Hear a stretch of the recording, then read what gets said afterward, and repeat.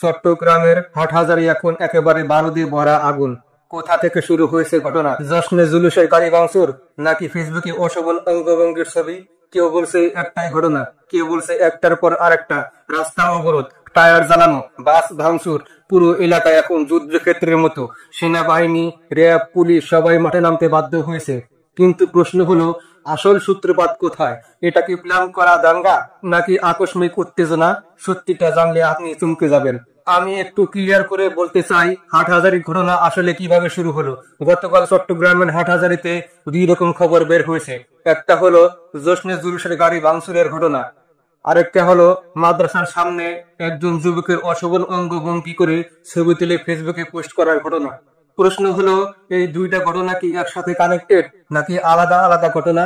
প্রথম খবর অনুযায়ী, জশ্নে জুলুসের গাড়ি ভাঙচুরের পর দারুল উলুম মাদ্রাসার শিক্ষার্থীরা চট্টগ্রাম খাগড়াছড়ি আর চট্টগ্রাম রাঙ্গামাটি সড়ক অবরোধ করে। এতে করে যান চলাচল বন্ধ হয়ে যায়। অন্যদিকে আরেকটা খবর বের হয়, হাটহাজারী মাদ্রাসার সামনে এক যুবক নাম আরিয়ান ইব্রাহিম অসবল অঙ্গভঙ্গি করে ছবি তোলে এবং নিজের ফেসবুক আইডিতে পোস্ট করে। খবর ছড়িয়ে পড়তে মাদ্রাসার শিক্ষার্থীরা বিক্ষোভ শুরু করে।